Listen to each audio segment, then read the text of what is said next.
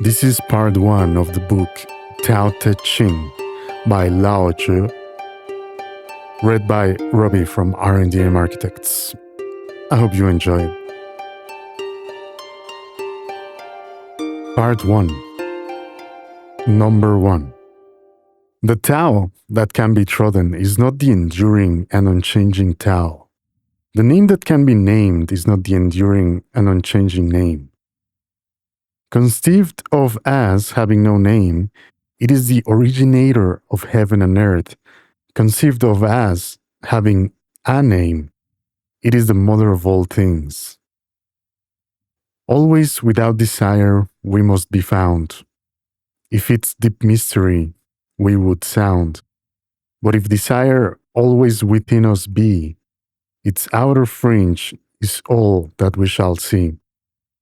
Under these two aspects, it is really the same. But as development takes place, it receives the different names. Together, we call them the mystery.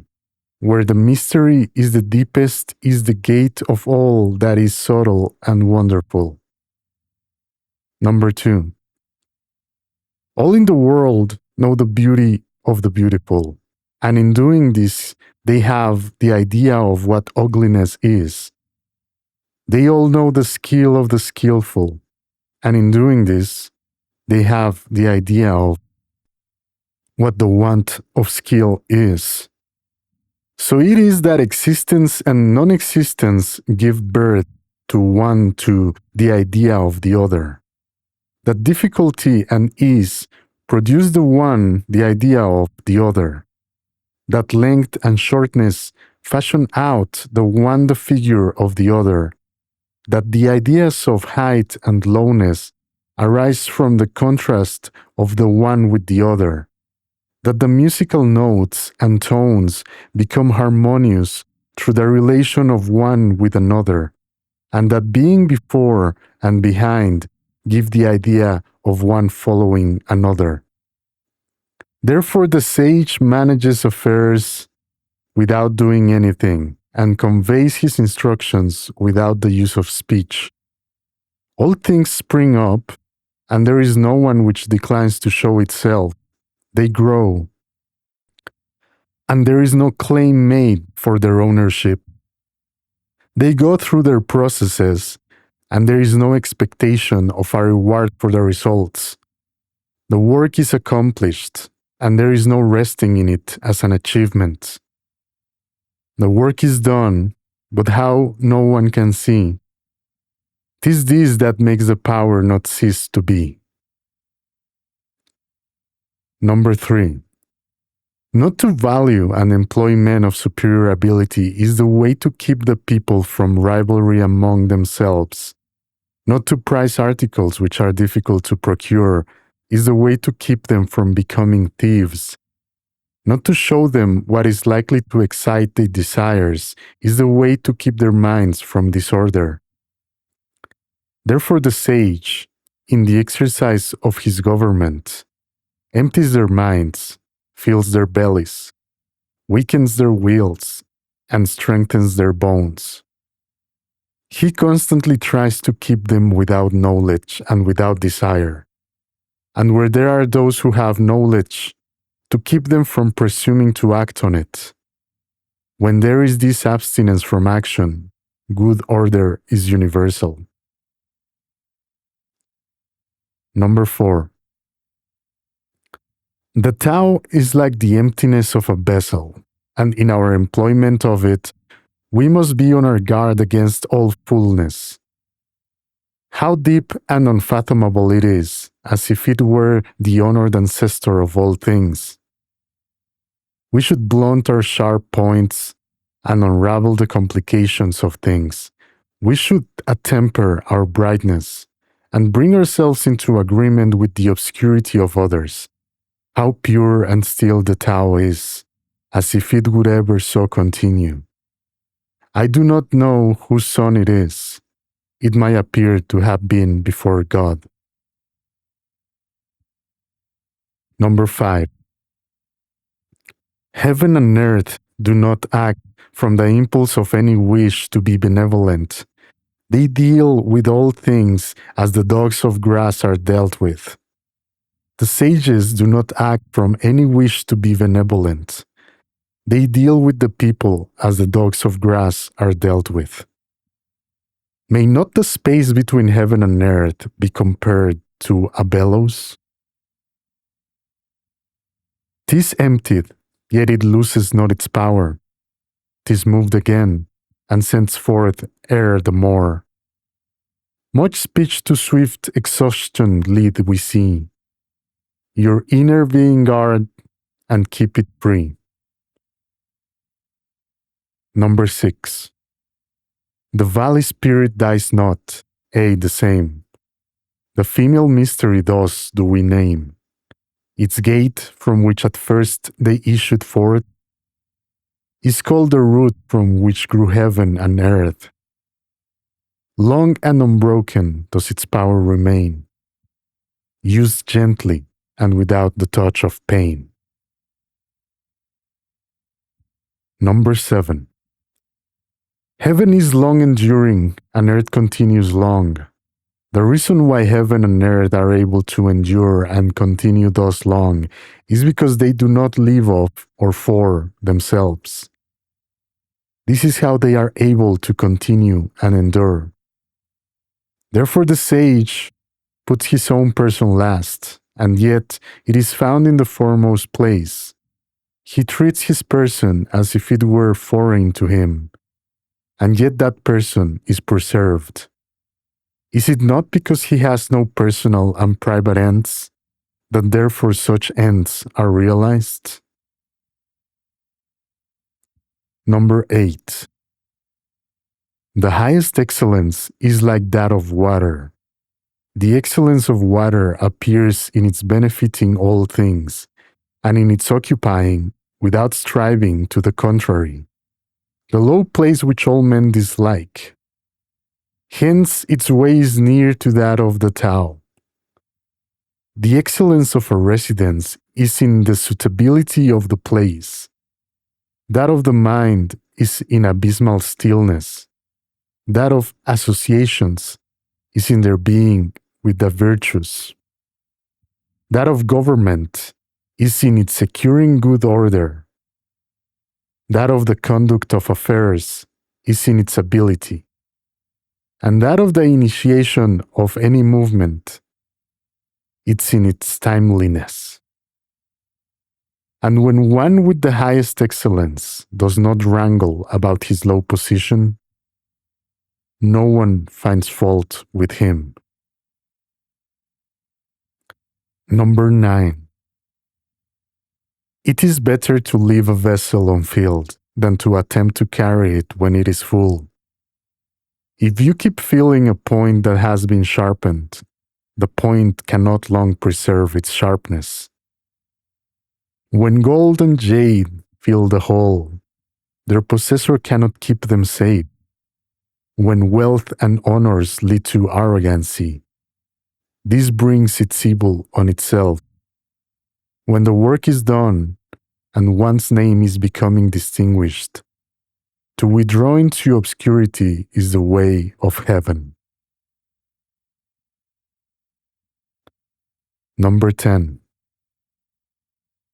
When the intelligent and animal souls are held together in one embrace, they can be kept from separating. When one gives undivided attention to the vital breath and brings it to the utmost degree of pliancy, he can become as a tender babe. When he has cleansed away the most mysterious sides of his imagination, he can become without a flaw. In loving the people and ruling the state, cannot he proceed without any purpose of action? In the opening and shutting of his gates of heaven, cannot he do so as a female bird? While his intelligence reaches in every direction, cannot he appear to be without knowledge? The Tao produces all things and nourishes them. It produces them and does not claim them as its own. It does all. and yet does not boast of it. It presides over all, and yet does not control them. This is what is called the mysterious quality of the Tao. Number 11. The 30 spokes unite in the one nave, but it is on the empty space for the axle that the use of the wheel depends. Clay is fashioned into vessels, but it is on their empty hollowness that their use depends. The door and windows are cut out from the walls to form an apartment, but it is on the empty space within that its use depends. Therefore, what has a positive existence serves for profitable adaptation, and what has not that for actual usefulness. Number 12. Color's 5 hues from the eyes their sight will take. Music's 5 notes the ears as deaf can make. The flavors 5 deprive the mouth of taste. The chariot course and the wild hunting waste make mad the mind and objects rare and strange. Sought for, men's conduct will to evil change. Therefore the sage seeks to satisfy the craving of the belly, and not that insatiable longing of the eyes. He puts from him the latter, and prefers to seek the former. Number 13. Favor and disgrace would seem equally to be feared. Honor and great calamity to be regarded as personal conditions of the same kind. What is meant by speaking thus of favor and disgrace? Disgrace is being in a low position after the enjoyment of favor. The getting that favor leads to the apprehension of losing it, and the losing it leads to the fear of still greater calamity. This is what is meant by saying that favor and disgrace would seem equally to be feared. And what is meant by saying that honor and great calamity are to be similarly regarded as personal conditions? What makes me liable to great calamity is my having the body which I call myself. If I had not the body, what great calamity could come to me? Therefore, he who would administer the kingdom, honoring it as he honors his own person, may be employed to govern it, and he who would administer it with the love which he bears to his own person may be entrusted with it. Number 14. We look at it and we do not see it, and we name it the equable.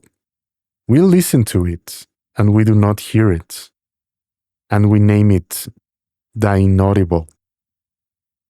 We try to grasp it and do not get hold of it, and we name it the subtle.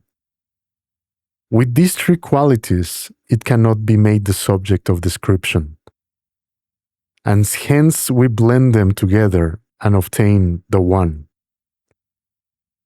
Its upper part is not bright, and its lower part is not obscure. Ceaseless in its action, it yet cannot be named, and then it again returns and becomes nothing. This is called the form of the formless, and the semblance of the invisible. This is called the fleeting and indeterminable.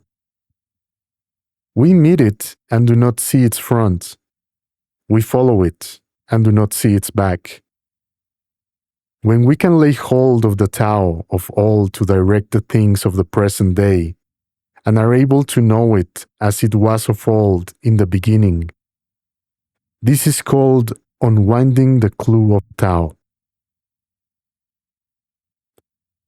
Number 15.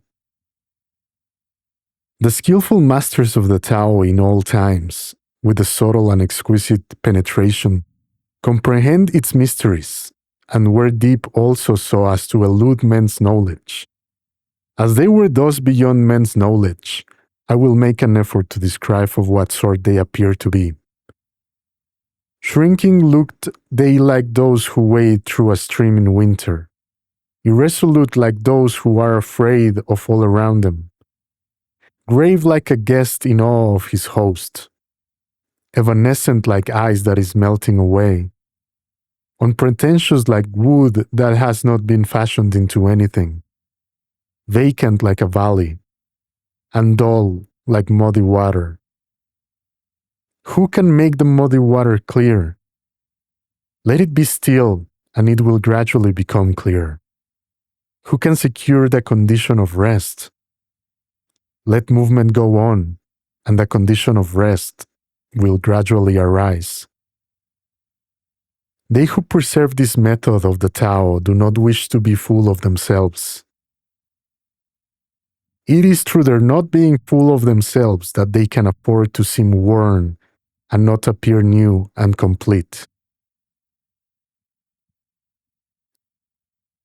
Number 16.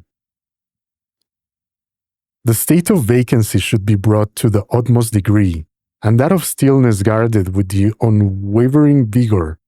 All things alike go through their processes of activity, and then we see them return to their original state.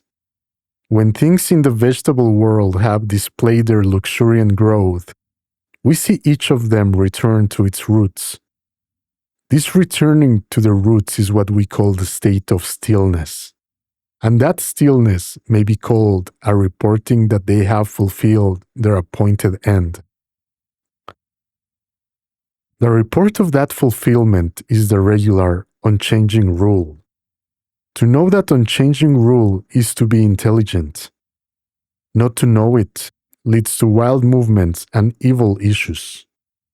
The knowledge of that unchanging rule produces a grand capacity and forbearance, and that capacity and forbearance lead to a community of feeling with all things.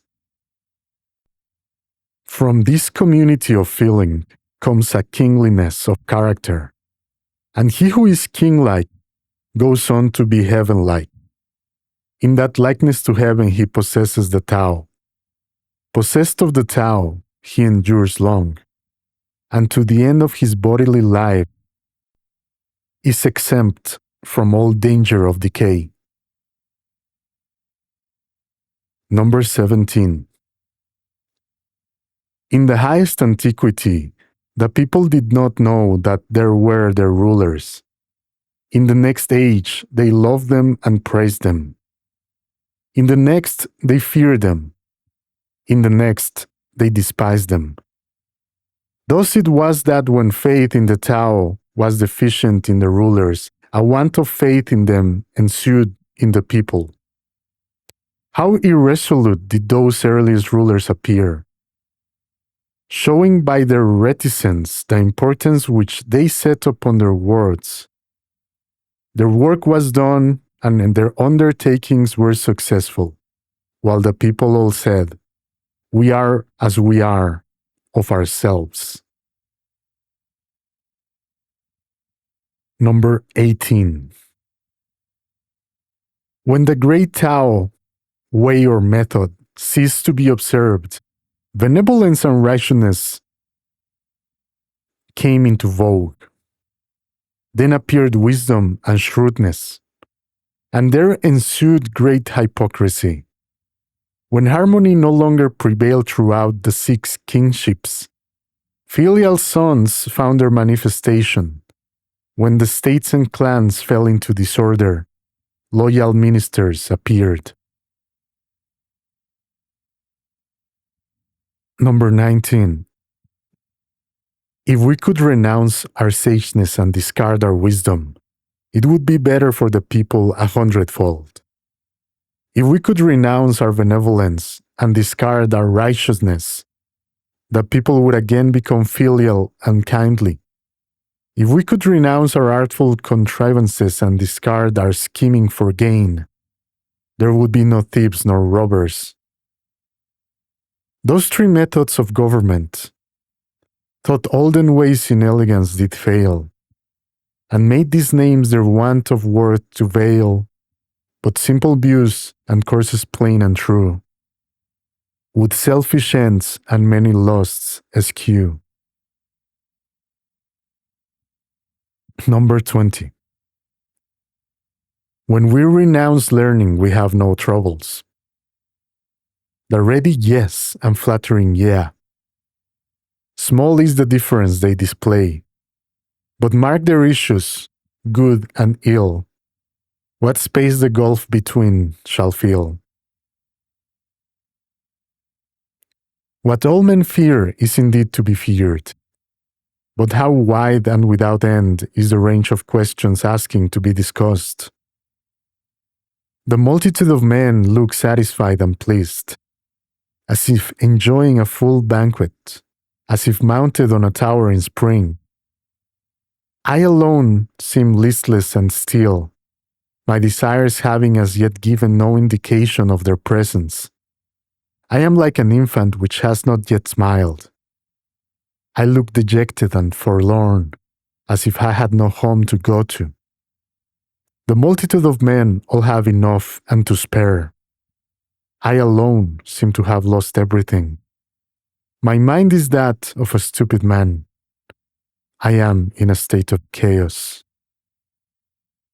Ordinary men look bright and intelligent, while I alone seem to be benighted.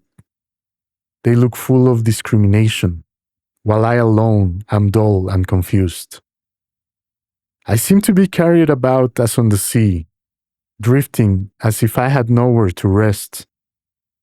All men have their spheres of action, while I alone seem dull and incapable, like a rude borderer. Thus I am alone different from other men, but I value the nursing mother, the Tao. Number 21. The grandest forms of active force, from Tao come their only source. Who can of Tao the nature tell? Our sight it flies, our touch as well. Eluding sight, eluding touch, the forms of things all in it crouch. Eluding touch, eluding sight. There are their semblances, all right. Profound it is, dark and obscure. Things' essences all there endure. Those essences the truth enfold, of what when seen shall then be told. Now it is so, 'twas so of old. Its name, what passes not away. So in their beautiful array, things form and never know decay. How know I that it is so with all the beauties of existing things?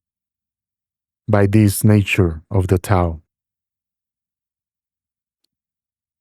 Number 22. The partial becomes complete, the crooked straight, the empty full, the worn out new. He whose desires are few gets them. He whose desires are many goes astray. Therefore the sage holds in his embrace the one thing of humility and manifests it to all the world. He is free from self-display and therefore he shines, from self-assertion and therefore he is distinguished, from self-boasting and therefore his merit is acknowledged, from self-complacency and therefore he acquires superiority. It is because he is thus free from striving that therefore no one in the world is able to strive with him. That saying of the ancients that the partial becomes complete was not vainly spoken. All real completion is comprehended under it. Number 23. Abstaining from speech marks him who is obeying the spontaneity of his nature. A violent wind does not last for a whole morning. A sudden rain does not last for the whole day. To whom is it that these two things are owing? To heaven and earth. If heaven and earth cannot make such spasmodic acting last long, how much less can man? Therefore, when one is making the Tao his business, those who are also pursuing it agree with him in it, and those who are making the manifestation of its course their object agree with him in that, while even those who are failing in both these things agree with him where they fail. Hence, those with whom he agrees as to the Tao have the happiness of attaining to it. Those with whom he agrees as to its manifestation have the happiness of attaining to it. And those with whom he agrees in their failure have also the happiness of attaining to the Tao. But when there is not faith sufficient on his part, a want of faith in him ensues on the part of the others. Number 24. He who stands on his tiptoes does not stand firm. He who stretches his legs does not walk easily.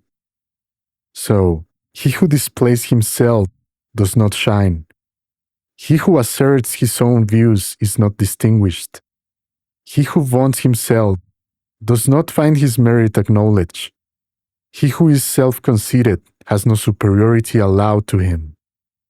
Such conditions, viewed from the standpoint of the Tao, are like remnants of food or a tumor on the body, which all dislike.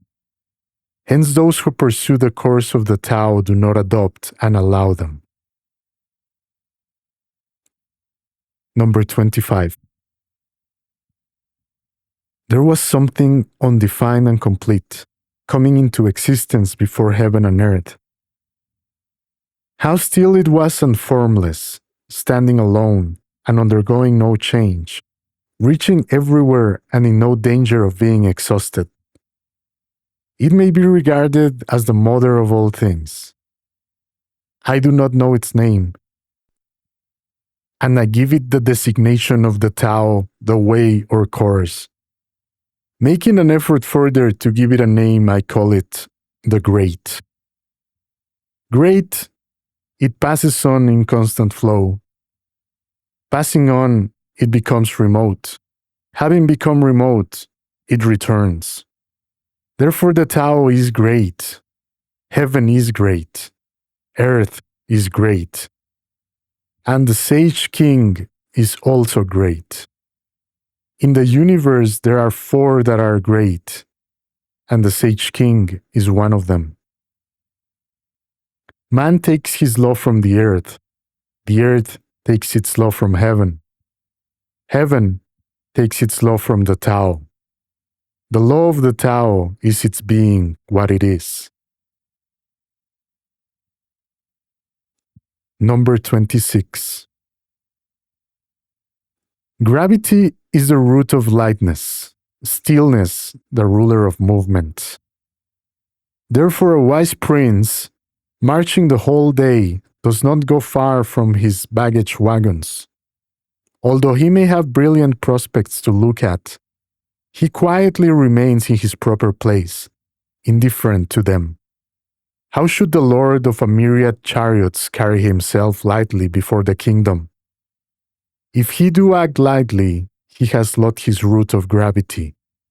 If he proceed to active movement, he will lose his throne. Number 27. The skillful traveler leaves no traces of his wheels or footsteps.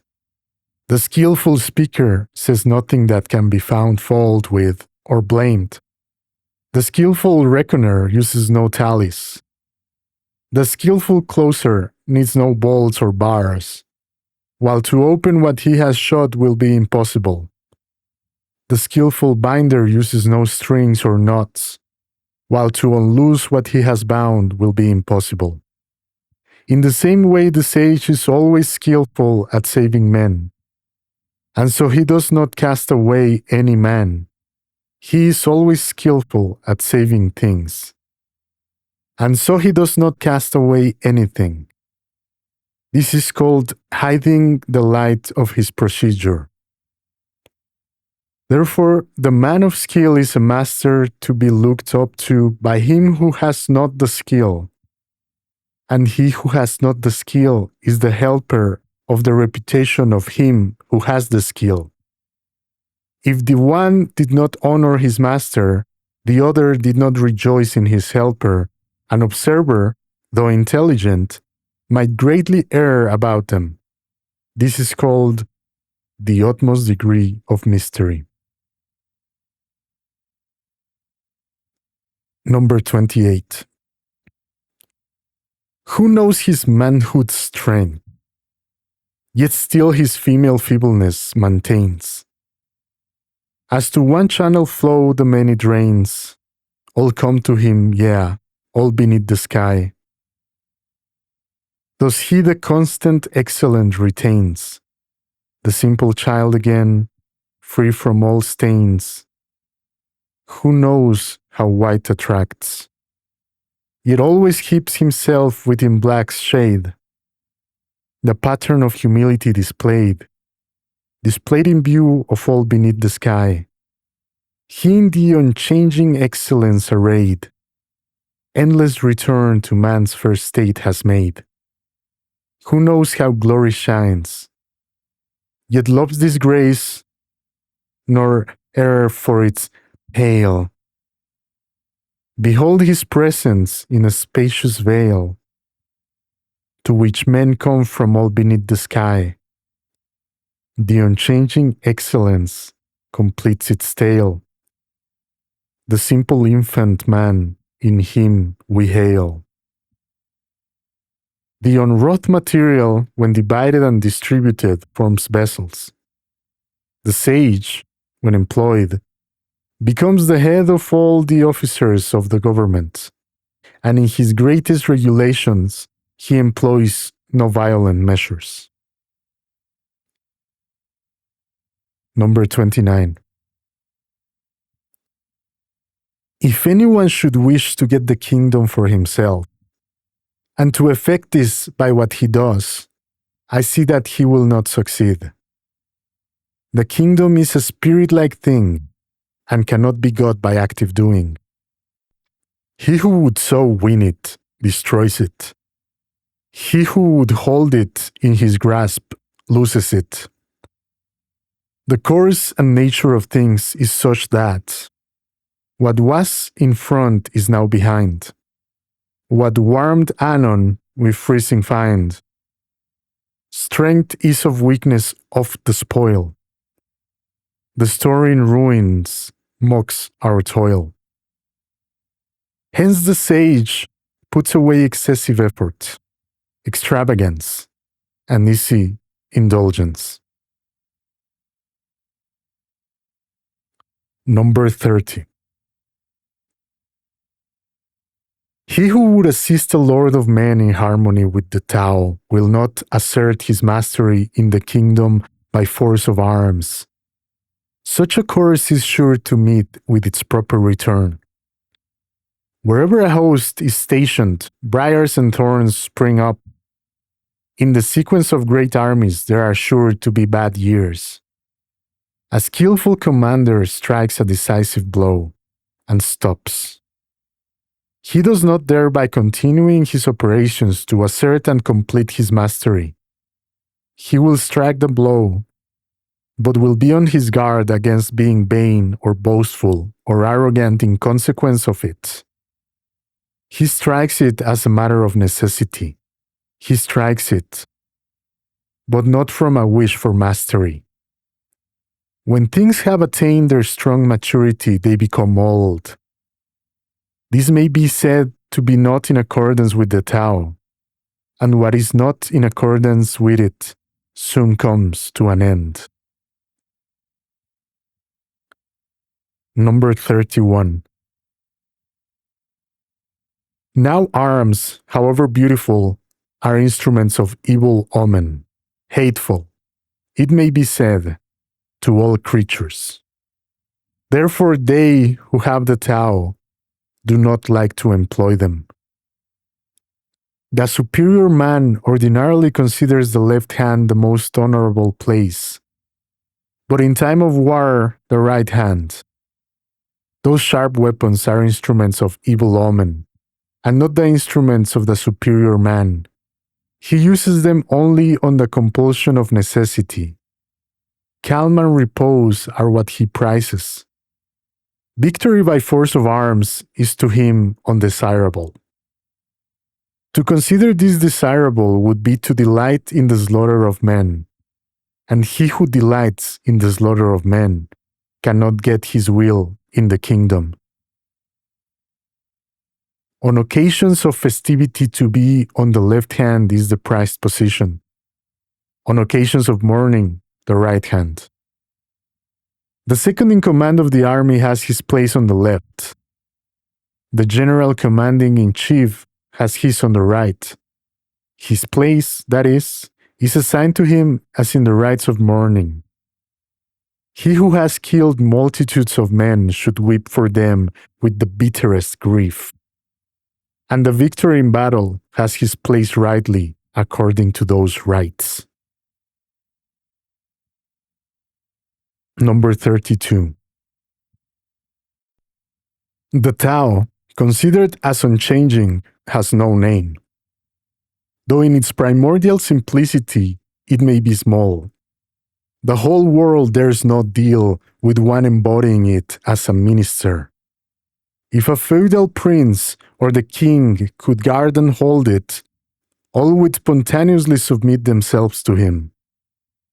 Heaven and earth under its guidance unite together and send down the sweet dew, which, without the directions of men, reaches equally everywhere as of its own accord. As soon as it proceeds to action, it has a name. When it once has that name, men can know to rest in it. When they know to rest in it, they can be free from all risk of failure and error. The relation of the Tao to all the world is like that of the great rivers and seas to the streams from the valleys. Number 33. He who knows other men is discerning. He who knows himself is intelligent. He who overcomes others is strong. He who overcomes himself is mighty. He who is satisfied with his lot is rich. He who goes on acting with energy has a firm will. He who does not fail in the requirements of his position continues long. He who dies and yet does not perish has longevity. Number 34. All-Pervading is the great Tao. It may be found on the left hand and on the right. All things depend on it for their production, which it gives to them, not one refusing obedience to it. When its work is accomplished, it does not claim the name of having done it. It clothes all things as with a garment, and makes no assumption of being their Lord. It may be named in the smallest things.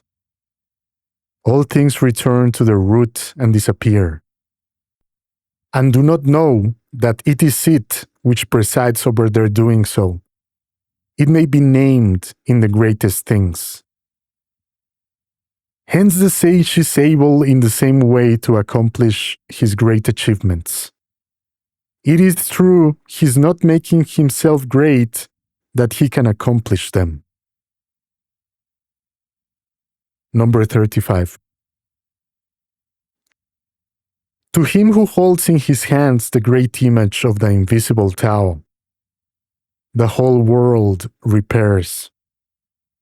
Men resort to him and receive no hurt, but find rest, peace, and the feeling of ease.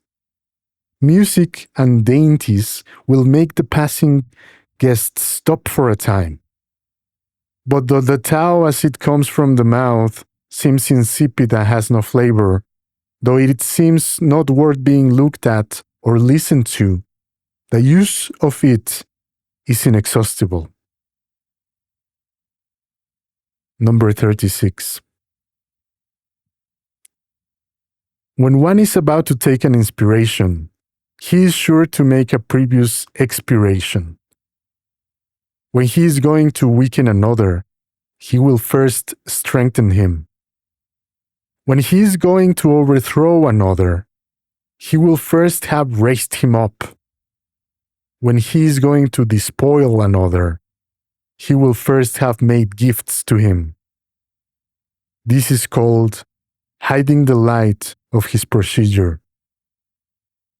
The soft overcomes the hard, and the weak the strong. Fishes should not be taken from the deep. Instruments for the profit of a state should not be shown to the people. Number 37. The Tao in its regular course does nothing for the sake of doing it.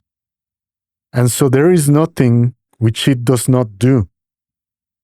If princes and kings were able to maintain it, all things would of themselves be transformed by them. If this transformation became to me an object of desire, I would express the desire by the nameless simplicity. Simplicity without a name is free from all external aim. With no desire at rest and still, all things go right as of their will.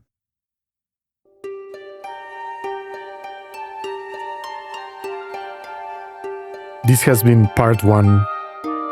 Thank you for joining me in reading this book. Thank you for subscribing on Ko-Fi. I really appreciate it. And I will catch you guys for the continuation and part 2. Until then, stay plugged in, stay connected, stay safe. Ciao, ciao.